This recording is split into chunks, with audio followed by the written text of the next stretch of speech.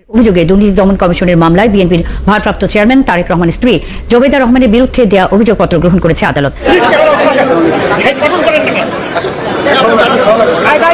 আগামী নির্বাচনে জোবেদা রহমান অংশগ্রহণ করতে না পারে এই কারণেই এই সাজানো নাটকের তীব্র নিন্দা ও প্রতিবাদ জানায়। দর্শক শ্রোতা, আপনারা জানেন যে দীর্ঘদিন পর দেশে আসলেন তারেক রহমানের স্ত্রী জোবেদা রহমান, কিন্তু দেশে এসেই একই বিপদে পড়লেন এবং যেই এবার কঠিন খেলা খেললেন ডক্টর ইউনূস সাহেব। দর্শক শ্রোতা, আপনারা জানেন যে এই তারেক রহমান ও তার স্ত্রী এবং এই জিয়া পরিবারের নামে বিভিন্ন মামলা ছিলেন, তাহলে কি সেই মামলায় এবার ফেসে গেলেন?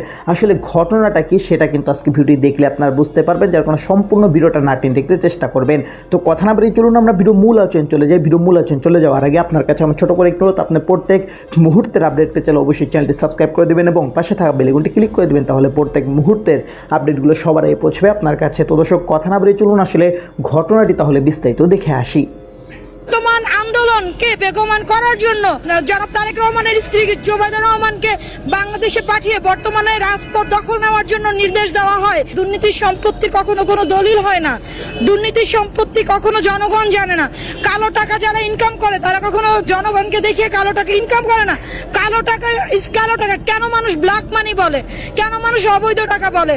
যারা সাদা টাকা রাখে তাদের এই টাকার একটা ডকুমেন্টারি রেকর্ড থাকে। তারা তাদের বিজনেস হোক, পারিবারিক সম্পত্তি হোক, তাদের বাবা মানে হোয়াটএভার ইট ইজ, যে কোনো অবস্থান থেকে আসতে পারে। সেই জন্য এইরকম একটি ছোট্ট একটি অর্থের মামলায় এখানে তাকে 3 বছরের সাজা এবং আমাদের ভারপ্রাপ্ত চেয়ারম্যানকে 9 বছরের সাজা দিয়ে তারা আবারও প্রমাণ করলো তারা আসলে আমাদেরকে ভয় পায়। তারা প্রতিনিয়ত যে প্রোগ্রাম করে সেই প্রোগ্রামই তামাশার মঞ্চ হিসেবে প্রতিনিয়ত প্রতিফলন হচ্ছে, সোশ্যাল মিডিয়া দেখতে পাচ্ছে। এখন তারা তাদের কর্মটাই যদি আমাদের ফিডব্যাক দিয়ে দেয়, এটা তো খুবই দুঃখজনক, লজ্জাজনক ব্যাপার। আমাদের জনস্রোত দেখে সে এখন এতই ভীতস্ততার মধ্যে আছে যে সে নিজে কি করবে পালাবার পথ খুঁজে পাচ্ছে না। তাকে একটু পালাবার পথ করে দেন, তাহলে উনি অটোমেটিকলি পালিয়ে যাবে। কারণ পালানোর অভ্যাস বিএনপি নেতা কর্মীদের নেই। পালানোর অভ্যাস কার আছে সেটা জাতি জানে। যারা পালিয়ে যায় তারাই আবার মুখে মুখে বড় কথা বলে আমরা পালাই না। এটা আসলে সম্পূর্ণ একটি নাটক। আমরা মাঠে রাজনীতি করতে পছন্দ করি, তারা ইনডোরে রাজনীতি করতে পছন্দ করে। আমরা পাল্টাপাল্টি সমাবেশ দিলে তারা পাল্টাপাল্টি সমাবেশ দেয়। আমি অবৈধ প্রধানমন্ত্রী আপনার কাছে একটি প্রশ্ন করতে চাই যে আমরা যখনই সভা সমাবেশে ডাক দেই তখন কেন আপনাদের নেতা কর্মীরা সভা সমাবেশে ডাক দেয়? আপনারা শান্তিপূর্ণ সমাবেশ করেন। শান্তিপূর্ণ সমাবেশের জায়গায় আমরা দেখি অশান্তি আর অশান্তি, এতটাই অশান্তি যে আপনাদের ভাড়া করা পেটুয়া বাহিনীরা যখন মানে মধ্যবর্তী একটা সময় চলে আসে তখনই তারা বিভিন্ন দিকে ছিন্ন বিচ্ছিন্ন হয়ে দৌড় দেয়। আর আপনি নিজের চোখে দেখবেন যে আগামী তরুণ প্রজন্মের তরুণ সমাবেশদের যে পরিমাণের গণজোয়ার এসেছে, আমাদের অনুষ্ঠান শেষ হয়ে গেলেও নেতাকর্মীরা রাজপথ ছাড়ে না। ভাই, এত লোক কি টাকা দিয়ে কেনা যায়?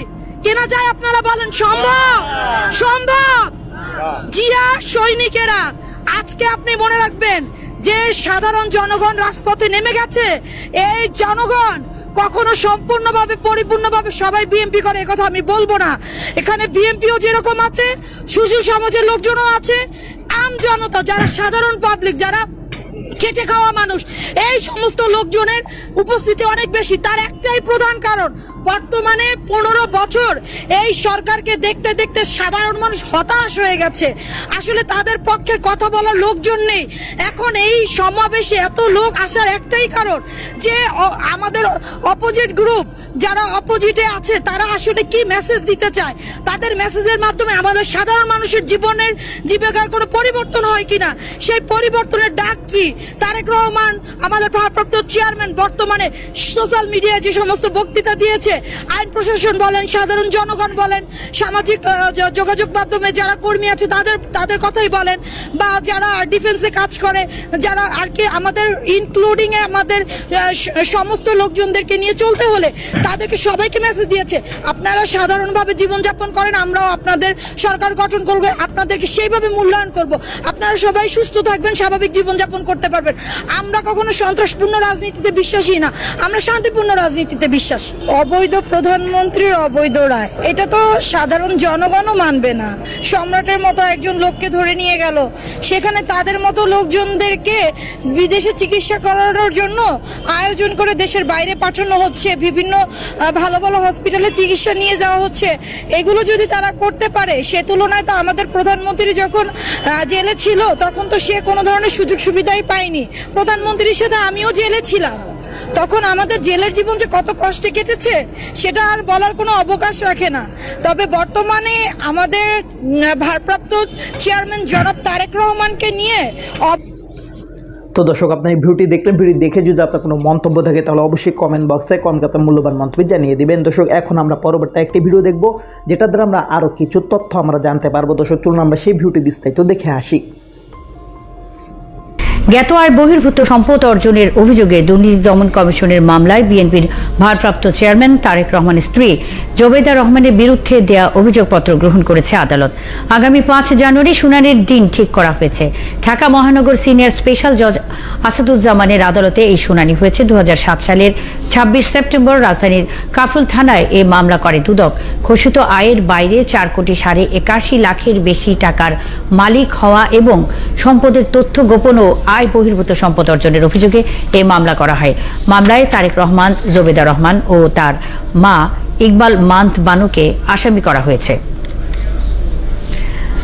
ঢাকা বিশেষ জজ আদালতে আছেন সহকর্মী নাদিয়া শারমিন। আরো খবর নিয়ে তিনি আমাদের সঙ্গে যুক্ত হয়েছেন। নাদিয়া, শুনানিতে আদালত আর কি বলেছে জানতে চাই এবং মামলার বিষয়ে উপপক্ষের আইনজীবীরা কি বলছেন?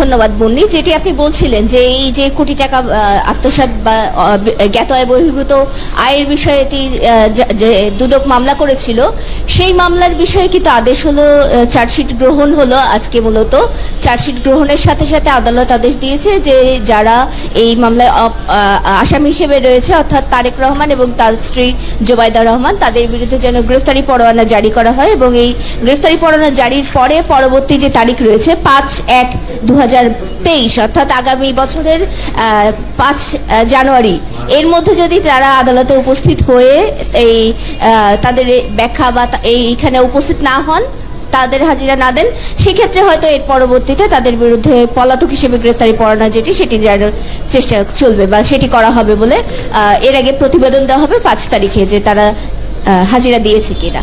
আর এর বাইরে যে মামলাটির চার্জশিট সেটি গ্রহণ করা হলো আজকে। যদিও আসামি পক্ষে যারা আইনজীবী ছিলেন তারা জানিয়েছিলেন যে এই মামলাটি উচ্চ আদালতে স্টে অর্ডার বা স্থগিতাদেশ রয়েছে, যার কারণে আসলে এটি চালানোর কোনো যৌক্তিকতা নেই। 2008-এর একটি নথি দেখিয়ে তারা বলেছিলেন যে সেই সময় থেকে এটি স্থগিতাদেশ আছে, কিন্তু যিনি দুদকের আইনজীবী ছিলেন মোশাররফ হোসেন কাজল, তিনি তার নথি উপস্থাপন করেছেন আদালতে যে এই এবছরে কিন্তু সেই মামলার যে বিষয়টি রয়েছে সেটিকে, সেই স্থগিতাদেশ কিন্তু একেবারে আপিল বিভাগ পর্যন্ত গিয়ে বাতিল হয়ে গেছে, যার কারণে আসলে এই মামলা চালাতে কোনো বাধা নেই এবং এই চার্জশিট গ্রহণেও কোনো বাধা নেই।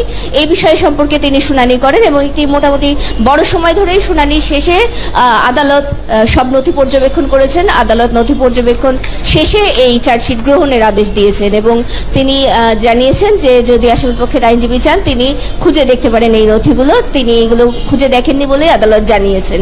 এবং নাদিয়া শারমিন, অসংখ্য ধন্যবাদ যুক্ত হয়ে তথ্য জানাবার জন্য। সঙ্গেই থাকবেন জোবেদা রহমানের মামলার শুনানির বিষয়ে নানা তথ্য নিয়ে আমাদের সঙ্গে নাদিয়া শারমিন যুক্ত ছিলেন।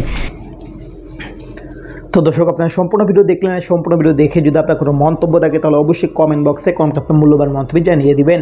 দর্শক, কথা বলতে বলতে আমরা ভিডিও শেষ পেয়ে চলে এসেছি। ভিডিও শেষ করে আপনার কাছে আবার অনুরোধ করছি, আপনার প্রত্যেক মুহূর্তের আপডেট পেতে চাইলে অবশ্যই চ্যানেলটি সাবস্ক্রাইব করে দেবেন এবং পাশে থাকা বেল আইকনটি ক্লিক করে দেবেন, তাহলে প্রত্যেক মুহূর্তের আপডেটগুলো সবার আগে পৌঁছবে আপনার কাছে। দর্শক, শেষ করে ভালো থাকবেন, সুস্থ থাকবেন। আল্লাহ হাফেজ।